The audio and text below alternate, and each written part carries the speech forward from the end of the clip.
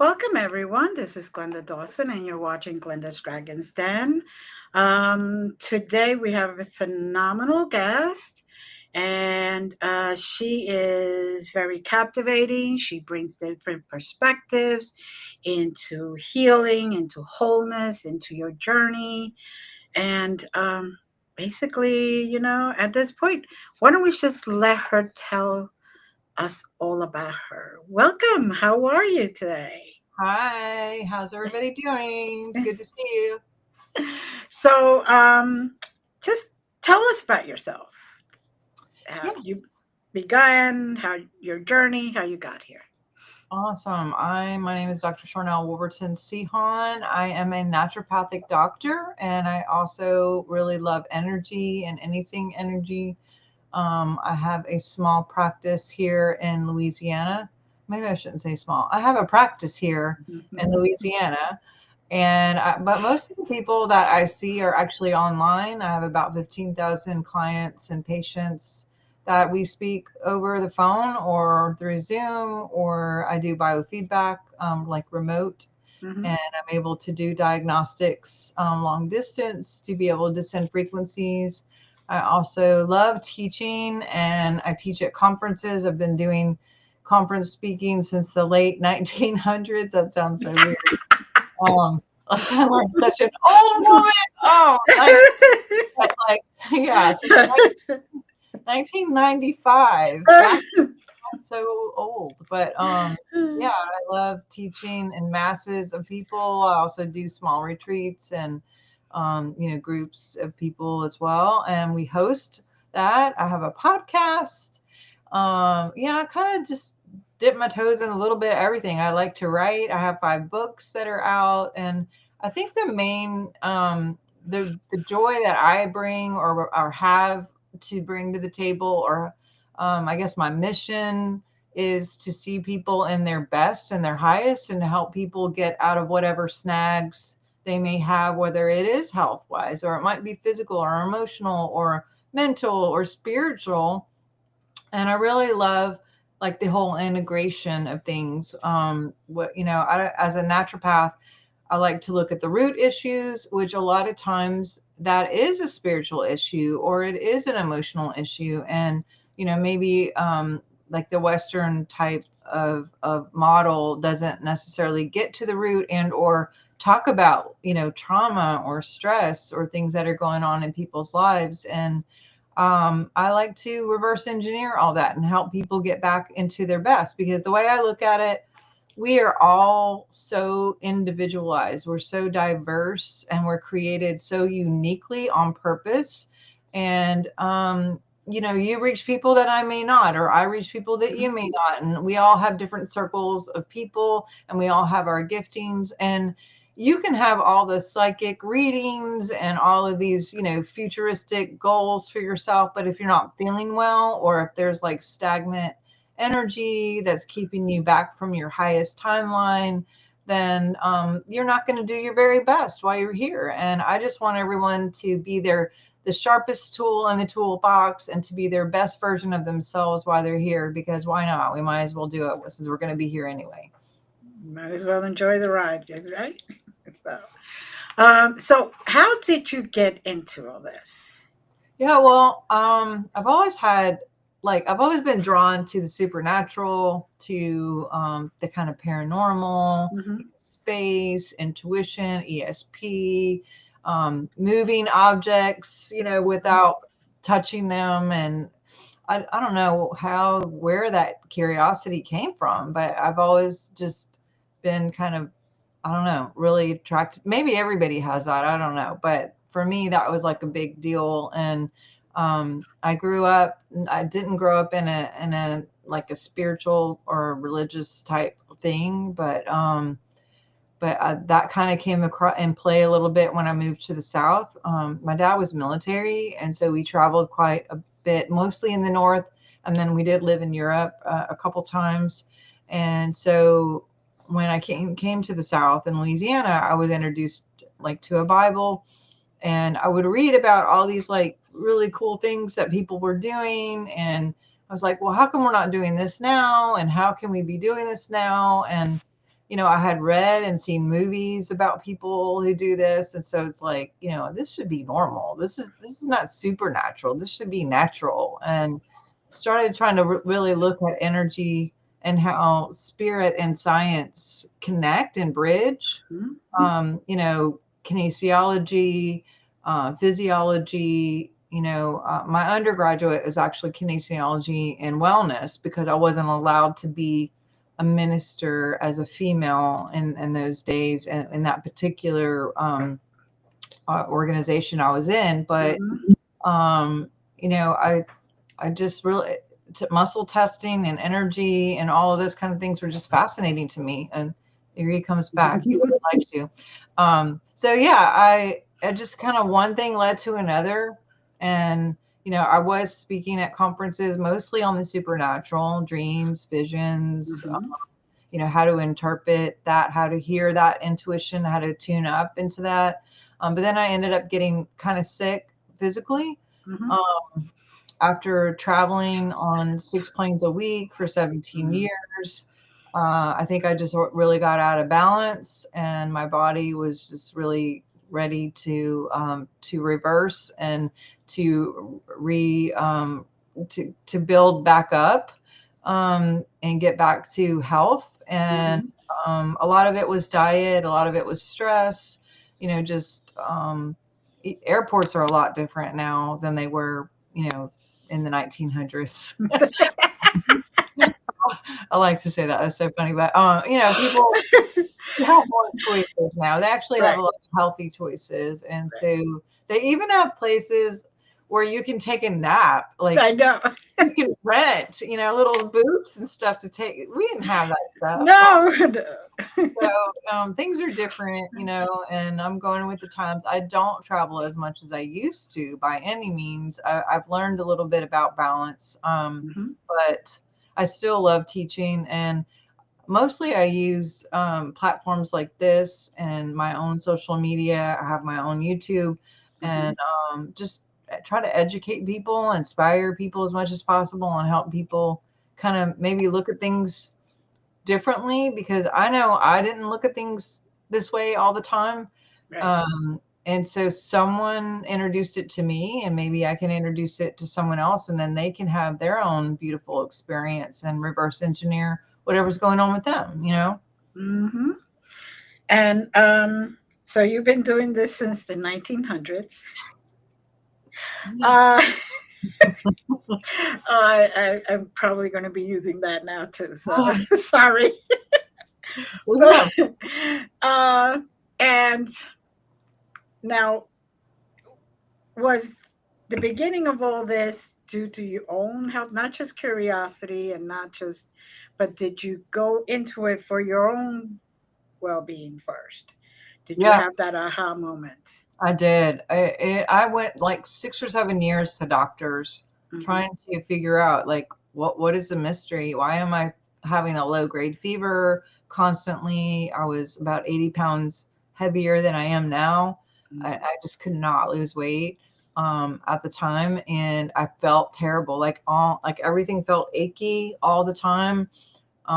Just a lot of weird, mysterious things, and no one could seem to figure out what was going on. They would do all these tests and, charge me all this money and deductibles and insurance and send me off to this person and that person and all the people. And then they would put me on these meds and that meds, and those had side effects. And now I'm on this. And, honestly, it was a rat race, a little bit of a circus, and it was exhausting to the point that I was just depressed, 7 years later, not feeling any better, loads of medications, not even knowing why or what was going on. And I finally met someone who, not only is an MD, but is also very much into like biohacking and electronics and understanding frequency. And he happens to be very spiritual, believes in source or God. And, I had not had that before. I've not, met anyone that bridged all those things together,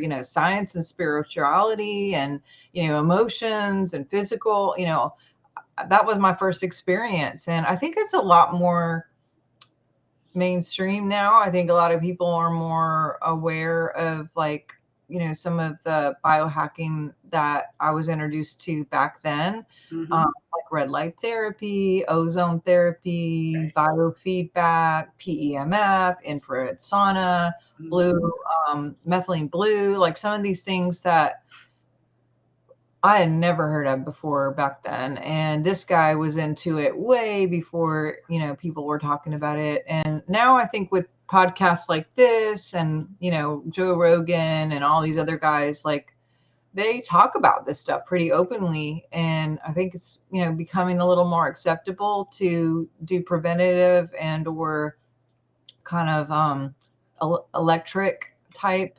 modalities to charge the body and to heal the body. And I think people are more understanding that we are frequency and that Mm-hmm. everything is frequency and that we truly can raise our vibration and we can have these lows that cause illness and open ourselves up to get ill in the first place and have entity attachments and how using substance abuse and alcohol will lower the consciousness, which brings in entities, which is why they're called spirits. And Right. all of these things that used to seem like woo woo and hokey pokey are kind of like being like, oh, that's normal, and Mm-hmm. are you seeing that too? Yes, it is a lot more open talk about it, there's more knowledge about it, and a lot more people are more open to other things besides the norm, as I call it. The just going to the doctor and get medicines for this, or which a lot of the times, like you, for example, I was diagnosed with fibro. It took me 10 years, fibromyalgia. I was diagnosed, Oh, and it geez. took me 10 years for somebody to say, oh, this is what it is. But the way they wanted me to treat it was through all these chemicals and all this medicine. And like you, one to fix and one to fix the other thing, and then one more to fix the other things. And I was like, yeah. So it's, I look for also alternatives. So I always say it's a good marinade of Western and Eastern medicine, and Yeah, combine the two, that you find what's perfect for you. Because yeah. like you said, everybody's unique. So so tell me, how what inspired you to do the books, to write the books? Actually, I had an encounter. Well, the first book I just wrote just because I wanted to educate people on how intuition works with the biofield Mm-hmm. and what to do and not to do. It was called Keys to Third Heaven, using Third Heaven Revelation to impact your world. Right after that, I wrote the Seer's Handbook because I do enjoy like visions and dreams. And I know some people will like hear things or feel things. And I tend to see things more.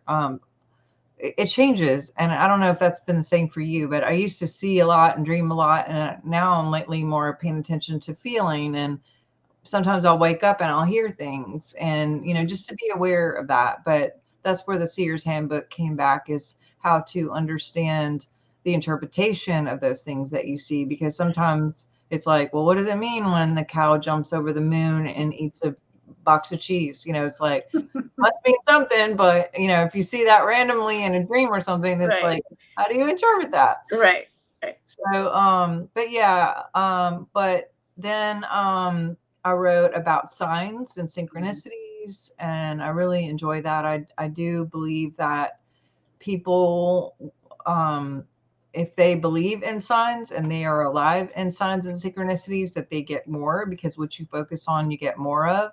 And Mm-hmm. it's just to be aware of being aware. Mm-hmm. And then I had an encounter in 2008 that I literally was in a very hard pressed type situation, end of a marriage, end of a career in some ways, and super ill. During that time that I met the doctor that I was talking about, was just really confused, really, seeking, fasting, just trying to figure things out. And I walked out of my bedroom one afternoon or mid morning, and when I got into the living room, there were these two ginormous beings of light in my living room, and oh man, that changed a lot. I was given a lot of downloads. They had all these books everywhere. They had a desk. Everything was very like, it, I couldn't touch anything 3D. It was like light. It was like Mm-hmm. iridescent colors and lights. And um, I came around to see like what this one being was looking at in the book, and it was records of what people were sick of, what they were healed of, how they were healed, on and on and on, just one line after the other, page after page. I mean, big, fat, like ancient looking books. And Mm-hmm. I remember thinking, wow, I was just overwhelmed. I was terrified. I had every feeling you could probably feel. And I remember there's one that was kind of female-ish, one was male looking, and the female looked over at me, and I heard her say, "What do you want?" And her mouth did not move. Right. And I was like, that startled me, and I just thought, I want to be a part of that, thinking, what's going on with these books. And she just said, she looked at the other guy, and they kind of like made like a motion, and then she pointed at me very serious, and she said, tell them they're not truly living unless they're living true. And then she like slammed the book, everything poofed out the way. Like I was, my living room was back. Mm-hmm. Everything was seemingly normal. I was shaking from the inside out. I felt like I've been on a lot of frequency type aids, and it was like a massive upgrade in frequency in my body, like to the point where I was trembling and could barely contain like my emotions. I was crying. I felt like I was being loved from the inside out, like this massive, overwhelming feeling of just complete and utter pure love. Um, I went to go sit down just to try to gather my wits end, and I was literally like, what just happened? And like, did I make that up? And my left brain was like, that's not real, and maybe you're in a dream. And I was just very confused. And I remember, because I teach on dreams, and one of the things about remembering your dreams is to write it down right away so Mm-hmm. it doesn't dissipate. Right. And a lot of times when you write things out, you'll get more that comes Mm-hmm. through because you just start the kinetic process. And so immediately I'm like thinking, Right. I think I'm in a dream. I'm pretty sure this isn't real. And so I thought to myself, well, if it works when you're not in a dream, maybe it'll work within the dream. And I went to find a notebook and just start writing everything down. So kinetically, I would have more layers of remembering like what happened when I woke up, Mm-hmm. Mm-hmm. except for I didn't wake up. I was still awake, unless we're still sleeping right now. I don't know. Maybe this is a dream too. Maybe this is part of the dream. Yes, I'm sure we're still dreaming. I'm sure it's all one giant dream within a dream within a dream within a dream. But I Right. started writing everything down. I had all these downloads of equations and understanding of words and things, and I was looking up like what I was hearing because I had never heard that before, like standing waves and echo waves, and how the biofield works, and consciousness. And I just drawing out, what I could see and everything. And, I told some people what happened, and it was trying to explain, what in the world this was all about. And Mm-hmm. really, a lot of what was recorded within that was having to do with essential oils. And I thought essential oils was just like some dumb kind of like thing that you put on so you don't stink, like a perfume. you know, I did not understand that there were like phenols and sesquiterpenes and monoterpenes, and all the things that work with your cells and your body and your brain. Right. So I took a deep dive learning a lot about that and how it works with the olfactory system and bypasses the frontal lobe and works with the limbic system to release trauma and clear trauma so we can clear the field and we can get better input because the output is shifting. But yeah, I just started, when I would do my conference speaking, I started saying, oh my God, I had this thing that happened and, you know, this happened and started telling people about it. And people were like, oh, you should make that a book, you should put that together. And so I did end up putting it in a book and published it. It's called The Science of Miracles, Remembering the Frequency of Love. And it's probably one of my Mm-hmm. most favorite books. And I still to this day, I will look through it. I'm not even kidding. I'll be like, what did I say with that? Like, because it's not even me. Like, it literally just poured out and came to be this thing. Right. So you basically channeled the Yeah, book. and I didn't even know what channeling meant. I never heard that before. So, but what's crazy is it's written very elementary. Like even kids can read it and understand it. I've had kids that are using it and applying it and getting results for Mm-hmm. miracles. My own children have used a lot of the applications. I have some teachers that are using them in homeschools to teach children young up on how to create and how to change things, how to shift energy. We talk about bilocation and I mean all kinds of fun things in there. But yeah, so that's kind of how the books came. My last one came out of being sick again. I went on keto back in 2015 when I got a diagnosis, and one of the things was like, hey, get off of sugar. And what's crazy, or not isn't crazy, what's divine is that same angel messenger being off person, Right. future me. I don't know who this person is, but I can still hear her at times and she'll tell Mm-hmm. me things. And she had said several mornings in a row, stop eating sugar, get off sugar, get off sugar. And I was just like, I wasn't overweight. I was like, what is this about? And it wasn't until about a month, and I finally followed, and said, okay, I'll stop getting on sugar. And I went keto for about a month. And then I ended up going to the doctor and finding out that I had a diagnosis of cancer at the time, which, Mm. here my intuition was telling me, starve it out and start working on this, clear this. And because sugar and carbs will feed cancer. Yes. Yes. So Yes. Being a warrior, a survivor. Yes, I know. yeah. So so I ended up writing that. I did like an online course where I did a video Mm-hmm. every day for anyone who wanted to join me. And I still have that on my website for people who just want to reprogram.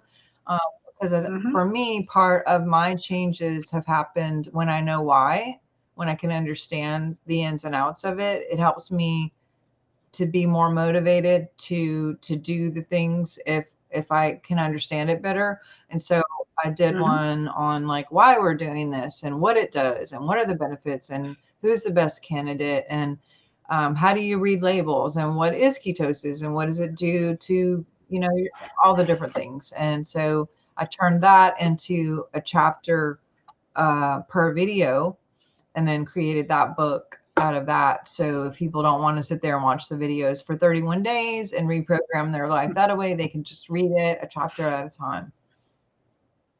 Very good. Very good. So this is the thing that I find very interesting, and I find that it happens to a lot of people is they have those aha moments where they see something or they see their guides or their whatever light being it is. Um, and that to me, that what you saw was kind of what I experienced, but I saw galactics basically, and they would take me into what it would be like a big ship that looked like a hospital with teaching hospital with windows all around, and I would be the victim and they would heal whatever it was I needed to Wow. heal, and then they would send me home with little instructions sort of and then I would wake up and I would start writing, and that would be basically the instructions: eat these, don't do this, do that, do this, da da da da. And then I would be like, wait a second, what did this come from? Like, what was this for? So it's it's very powerful to hear that you did have those moments, because those are the moments that just shoot us into what we need to go to. Absolutely. So did N- you when that happened to you, did you feel like it was a real thing or were you dreaming it or yeah. No, it was a real thing. And then I went, yeah, I've been taken a few times to hold somebody else's Oh hands wow. while they're getting the healing. Wow. And although I didn't know them until the last few years, like I knew of them, I knew who they were. If I saw them on say Facebook or whatever, I would know who it was, but I didn't know who they were at that Oh time. wow. And so it was very interesting sharing that story with her at that, later on. And I'm like, I hope she takes it well. But she did. She was already knowing that she was having experiences, and so. But what did your children or the people around you um, kind of said when you were telling them about all this? Yeah, when they were smaller, it was a lot easier. Matter of fact, my oldest daughter was seeing the Birdman, she called him, very young, to the point where my former husband would just freak out because she would talk about the Birdman. And I mean, one time they were just at the grocery store and he called me in a frantic and he was like, Shane's talking about the Birdman. She's saying that they're talking to her. And she was screaming and crying. And she said that she saw them everywhere.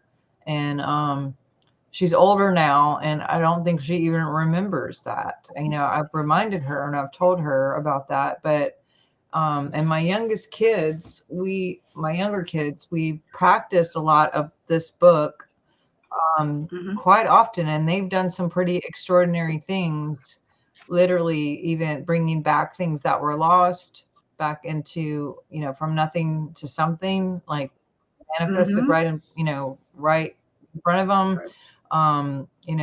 Been able to do some things at school that people said that they couldn't do, or even I was just like, are you sure? And just interesting things. But they're on their own path now. They probably think I'm a little bit nuts.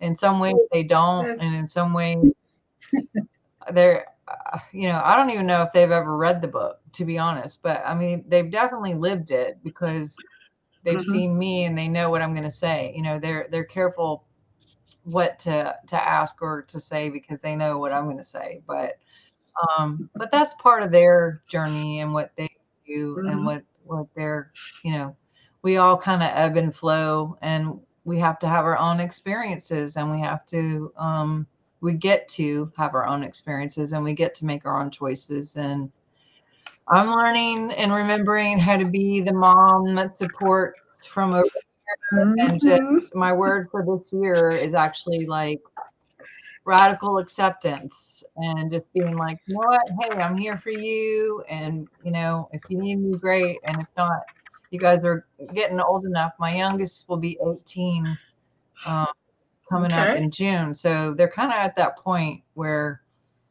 they're adults now, just about. Hmm. Hmm.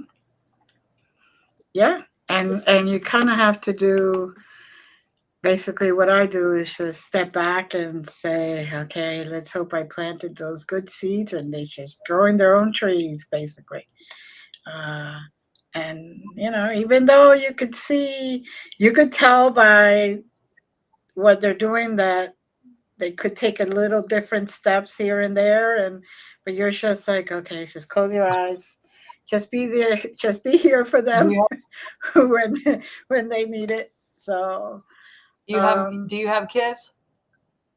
yes, yes, I do. I have three of my own, and I have a stepson. But my all of my kids, I keep telling them, you guys are perfect because you have a crazy mom like me, and and they're doing their thing. They're using their gifts when they need to. They have, especially like I know all of them use their intuition to get out of situations, or know not to go there, or know not to travel when they're hearing that little voice.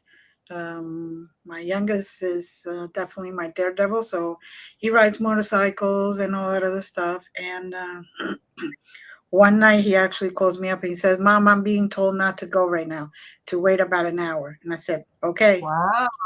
And he was kind of young at that time, just around 18. And I said, "Okay." And then he's like, and then he found out that had he been on the road at that time, because some of his friends took off and went ahead of him, they got into an accident, he didn't. Mm. So he was spared from a motorcycle accident. You know what? So, and that's, I tell them, just, you got them, use them. That's I think those kind of The, things like build confidence, over time, mm-hmm, when you pay attention and then you see the results of paying attention and and the right. obedience of that. And then you're like, okay, well, next time something happens like that, I better listen to you. Like, and it just gets like easier and easier with practice to follow that. Because Mm-hmm, there's been times when I had those little hints and I didn't listen, and then it's like, mm-hmm. oh man, I don't want that to happen again. Well, we are human, aren't we? So sometimes we have to learn the hard way, as I say. And we, for some reason, it's right here in front of us. We're getting the advice, and yet, eh, that's not going to happen that way. And we get to where we need to go to, just with a lot more turbulence. So now, what when you were going through, your divorce, like you said before, and your career changes and all that other stuff, because those, divorces are traumatic experiences. People don't realize they're really life changing. uh you're having experienced that, you're in a relationship, you're trusting that it's going to be, like this, like some of our parents that have been 65 years together and all this other stuff. And you're like, I can't make it past 13 years. What the heck? Uh, but you change, and then you realize that those changes came at the right time, even though you had to go through a lot to get there. But they came at the right time to just send you off on your journey. Absolutely. Well, and to be honest, that was one of the things, when I was saying those intuitions that I didn't follow. That was Mm-hmm. one of them. I mean, right before the wedding, there were several things that came up that I was just like, don't do it, don't do it, don't, all these red flags. But being young and everyone's showing up at the wedding and people are coming from all over, and just the pressure, and just kind of really in love and hoping that this is just a phase or something's gonna, that was a 13-year, like, live with the consequences, whatever. And definitely stayed way too long. Not being ugly about the person or anything like that. Yes. I I probably should have never got into it. I definitely should have never got into it in the first place, and I stayed way longer than I should have. But I was the first person in my entire genealogy that ever got a divorce. So there was a little bit of Mm-hmm. pressure there. I was in full-time ministry at the time and on television. A lot of people didn't like women in ministry in the first place, let alone a divorced Right. woman in ministry. In our mystery. So Yeah. when I didn't, I didn't even make the choice. He's the one who did everything, and otherwise I might have even stayed longer. Which, thank God, thank God. I can just say thank God. I wouldn't take back my kids. That we have our kids, Mm-mm. and a lot of lessons from the situation, and a lot of lessons I'm still living from those choices, because of that. But you know, being, because of that divorce, I was forced to have a career change. I was forced to have a location move, you know, like so many changes with that one choice, Mhm. because I, being in the ministry, there were a lot of people who wouldn't book me to do conferences anymore. And I did shift gears. And then I was physically ill too. So I was, you know, kind of trying to find my way with my health, you know, at the same time, because I was just, you know, and I don't think that the divorce helped physically, you know, for my health in general either. Like you said, Right. the trauma and all the change.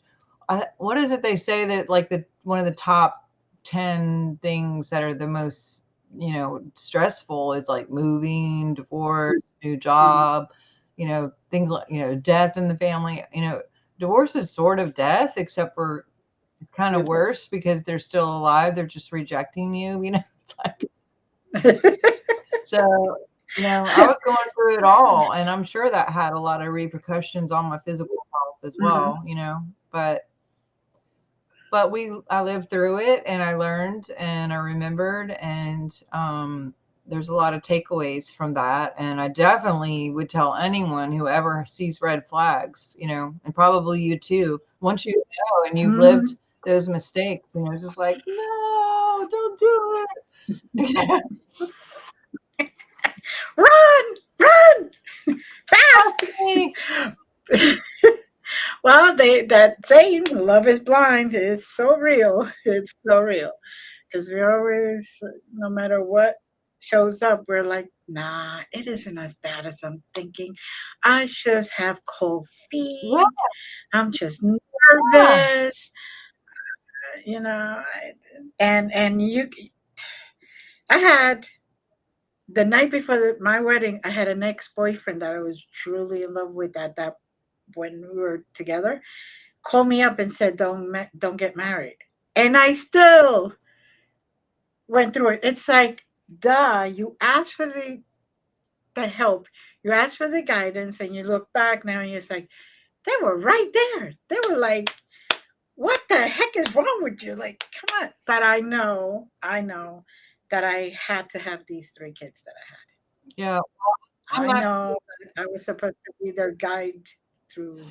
I'm actually with the love of my life now, and he was my first boyfriend when we were together, high school, college, and I didn't have him calling me saying like, "Please don't do it" or anything. Matter of fact, I didn't even know where he was, but he was someone that I was thinking about and was definitely still, Mhm. um, you know, definitely still in love with. And so it's interesting Mhm. how God, me, source, creator, or Yeah, whatever, was able to like get back on track and be, you know, with the right. person that I'm with now, who is like my divine partner and has always been my love. And yeah, that was interesting too, because during the divorce, I kept thinking, I need to take off my ring. I kept having this dream about taking off the ring, and I was just like, I was so legalistic that I thought that that would be lying because the papers weren't signed yet.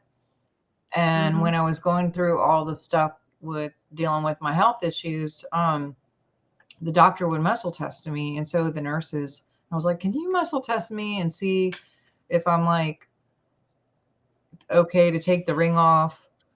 And they're Hmm. probably just like, "What are you talking about?" You know. But I'm like, "Can you test for other things?" You know. And so they tested, and it said, "Yeah, you could take the ring off." And then it occurred to me, I'm like, "Can you test to see if I'm still married to this guy?" And then it came back, no. And I was like, really? And I was like, can you test to see if I was ever married to this guy? And it came back, no. I was like, Mm. oh my God. I'm like, well, am I married? And it came back, yes. I said, okay, so when was I married? And it came back November 7th, 1987. I had no Mm. idea what that was. I was just like, whatever, shelved it, like, didn't have a clue, right? So Right. years later, when I did get back with my now husband, um, Hmm. we it was a little bit of a journey, but we did connect. And our first date, he like cooked for me, and he had this football bag because he was captain of the football team, and like so he had kept like all of this stuff in this bag of anything I had ever given him. You know, we wrote notes in class in college, and we had shared matching jewelry or matching, you know, clothes, or he had kept everything. And he had this calendar that was a 3-year calendar, 87, 88, and 89, and you could see like all 3 years at a glance, you know. And he Mm-hmm. had his birthday circled and my birthday circled for every year. And then November 6th was circled for every year. And I was like, whose birthday is November 6th? And he was like, you don't remember? And I was like, no. And he said, well, that's the day that you came to my football game and you put your name and your picture on my truck or whatever. And you were like, hey, call me. And I called you. And then like we went out on our first date on November 7th. And I was Wow. like, what? And he's like, yeah, that's our the 7th is our anniversary, or the 6th. I mean, we used to celebrate our anniversary. And I was like, I wanted to just go like, oh my God, we're married. But I didn't want to scare him, right? Because that just sounds like, oh, that's what my body was registering. It's like that blew me Right. away, because I was like, what is marriage anyway? Because we didn't like consummate anything. We were just you know, I was 17 years old. Mm-hmm. Like, not that people don't consummate things on 17, but we were never Right. together the whole time, you know, like Right. that. And so later I had him blind test studied, like muscle tested, and he was also married that day. And it's like, that just to me was another like aha of like energy, and like what is energy and what is marriage and what are all these man-made things that we just conjure up and decide, oh, sign this thing and you are married, and Right. you sign this thing and you are divorced, and don't wear the ring or wear the, you know, it's like all these concepts Right. of taxes and, you know, what permits and, you Mhm. know. Yep. Yep. And it's just your spiritual connection. And I believe that your actual marriage is when you actually decide to join together spiritually with a different level of love, different level of energy. Where, yeah, okay, we go before somebody. I mean, I perform weddings. I met, I say, you say I do, say I do, but to me, I can see the difference. I can see the difference when there is a couple that's going to last for a long time, and when there's a couple that you see it already, and you're like, yeah, somebody's not reading those red flags. But that's what they want to do. So okay, you got to go through that, right? Yeah. Because out of those relationships, we probably learn more about ourselves than any other experience that we could have had. Yeah, I know. It is what it is, and there's no way to go back in time and fix it. So, like I said, there's still some residual from all of that, and also I'm Mhm. practicing sovereignty and love and forgiveness, Mhm. and just doing my best to have that radical acceptance that I was talking about. Of, you know, like, I'm cool, you can be cool over there. I'll love you from over there. You know, whether it's whoever it is. You know, like, you know Mhm. what, we're Mhm. good. I'm gonna do me, you do you, have a good time, bye bye bye. You know? Yes. Send the person or the situation love, and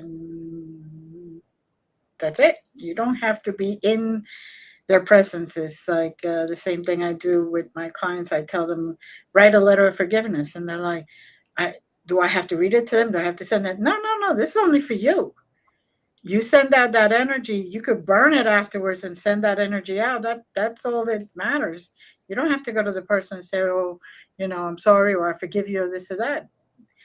It's your connection that keeps you stuck to that Well, that's what's so negative that's energy. that's exactly what happened, Glenda. Is I was working with a guy named Bob Stevens, and Hmm. he, you know, they had told me I wasn't going to be here on the planet, and that was, this guy was the first person that came in my head, thinking I gotta like fix this before I go. I want to talk to him before I leave. And Hmm. so I started, you know, talking to this guy, Robert Stevens, who is my mentor. He's passed now. And he was like, oh, well, you just go fix it, go find, go fix that up and just clear that. Mhm. And so I thought he meant in real life. And so I Mhm. literally tried to find him on Facebook, tried to call, find his parents, anything to, follow the dots, his friends. And I hadn't heard from him or seen him since the late 1900s. Um, that's still cracking me up. But so, and back then we didn't have cell phones and Facebook, and so I We had AOL. yeah, yeah. So I did get in touch with his brother, and I kind of put it out there like I needed to talk to him, and he was like, "Oh, you know him? I don't know. I'll tell him, but I don't know." And he doesn't, he's kind of to himself, and so anyway, I did find him on a Facebook. There was a Facebook page, but no picture, no whatever. And I'm like, it says his name. This could be anybody. Sent him a message, and I was like, look, hey, I just want to talk to you. I just need 15 minutes of your time. It's very time sensitive. I don't care where you are. I will fly to you. I will, I won't bother you anymore. If I could just have 15 minutes. And I was like, please call me. This is not like a text conversation or a phone call even, but, please call me and see if we could set up something. And he said, what's up? And, he did respond. And I said everything I just said. And then like, I get nothing. So 7 days later, I contacted Bob, and I was like, Bob, what do I do if he won't talk to me? How do I clear this? Because I didn't want to just clear it for me. I wanted to clear it for my DNA because that affects my children.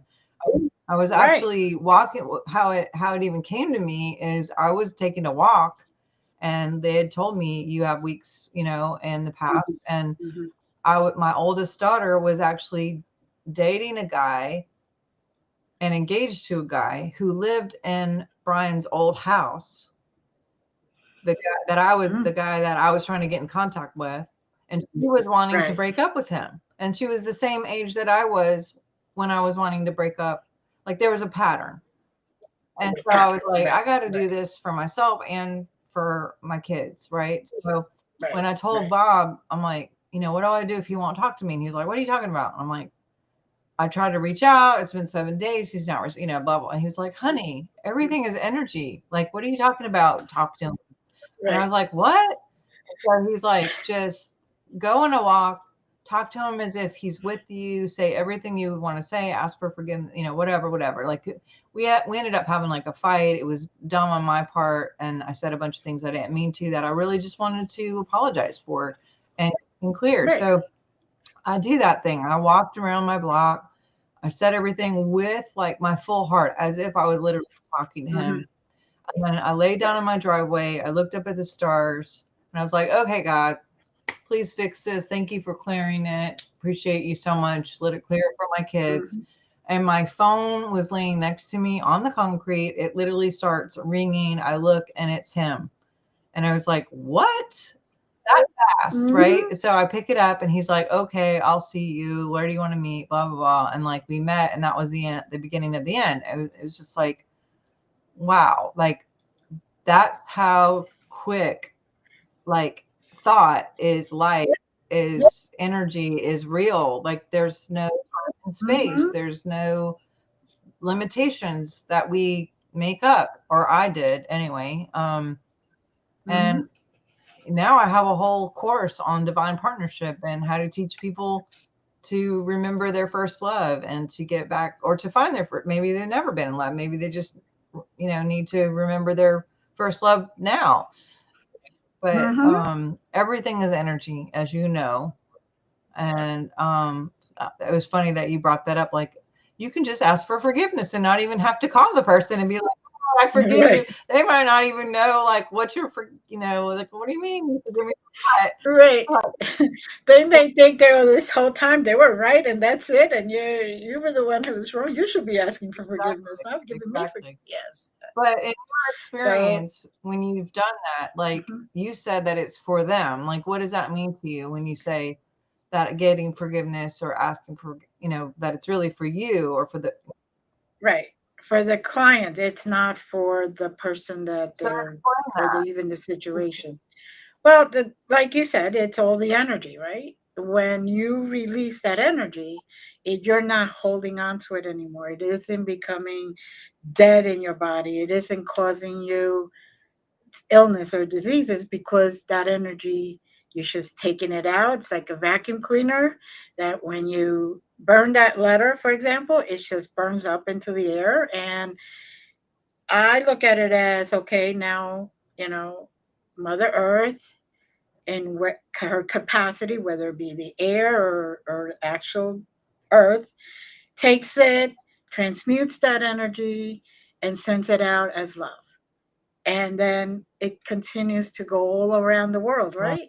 So you give that love out, and somehow it comes back to you. So maybe somebody does the same thing with you, and you receive that love, and it heals something else in you because you're sending it. It's like kind of like a paying forward, I call it. Pay forward those forgiveness. Just release that energy, and by the exercise of just doing it, you don't have to go crazy like you did trying to find them. And it's all energy, so there's no need for you to actually face the person, especially if it was an abusive relationship or something like that, where it's not advisable to have the person in front of you. Um, and once you send out that energy, you will feel lighter, which I'm sure you did when you were there on your driveway looking up to the stars, and you're just like you could feel that lightness, and then the phone rings and you're like, wow, okay, there you go. And that's what I mean. It's everything is energy, every single thing, Yeah. right? Everything comes from something living, because people think, oh, this plastic, well, this plastic came from something that was living at some point, right? Everything, even chemistry is living, because, you know, science is living, plants are living, the rocks are living, everything. So you just ask the universe, ask God, ask, Mother Earth, to just take that energy, transmute it from negative to positive, and then send it out to help somebody else. So that's the way I see it. I mean, there's a lot of different ways that people see it, but I think that people got to wake up. Yeah. And I think people are So, waking up, and I mhm. hope that I continue to wake up and see new things and be aware. And I love being awake. I mean, sometimes it's actually kind of hard to see things that other people don't see, but Mhm. I have a lot of hope and a lot of inspiration and a lot of like good feelings about the direction of where we're going right now as a planet. And I think people are more kind and loving, and that's my focus is, I try to stay away from the news because that's so Mhm. great. But podcasts like what you're doing, this is another forward motion of love and inspiration and Mhm. education. And I try to do the same thing with my podcast. And I know there's a lot more people who are popping up trying, to create some alternatives where people don't Right. have to watch all the doom and gloom and, oh, the world's going to end and just terrible, whatever. So I appreciate you from my whole heart for just what you And I appreciate you coming on, giving all of us your perspective, and doing what you're doing, because it's hard to be out there. Especially like you said, a woman in ministry. That I know I found a lot of blockages when I was going through it. So it's okay, because we all have to hit our walls so we could learn how to go through them. So is there any last words that you would like our audience to hear from you? Or Yeah, I do have a gift. I have a couple gifts for anybody. If you go to my website, right away, if there's a pop-up that comes up where you can get a free download on how to clear trauma. So you can have a clear field. So your income is just as good as your outcome, and you're having that good mutual energy going in and out, and how to clear your limbic system just at home, being able to do it on your own. And then if you're interested in something like ozone therapy or biofeedback, there is a link on the website that says ozone at home, and it'll give you a free video to explain like how to use ozone, why you want to use ozone, like how to get it, like, all the different sources of that.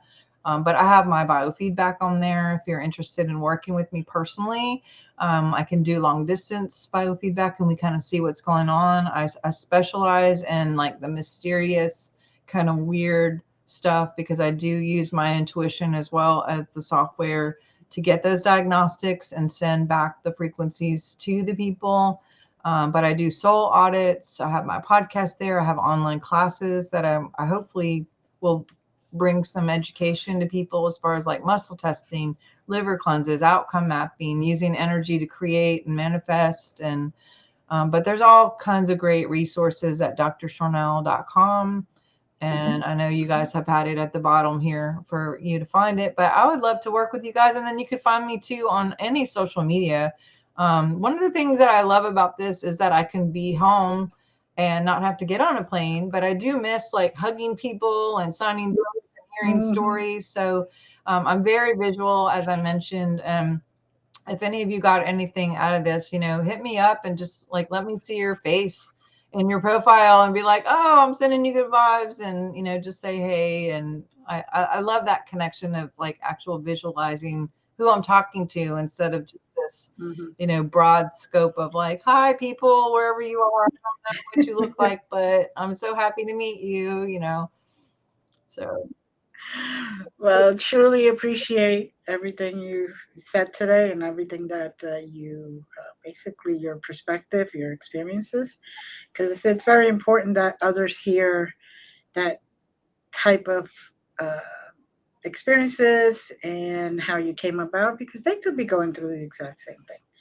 And then they don't feel so lonely or so out of the box, it's stuck because they don't know what to do. And I appreciate for all your services and for being here. And to everyone, as always, many blessings. Stay well.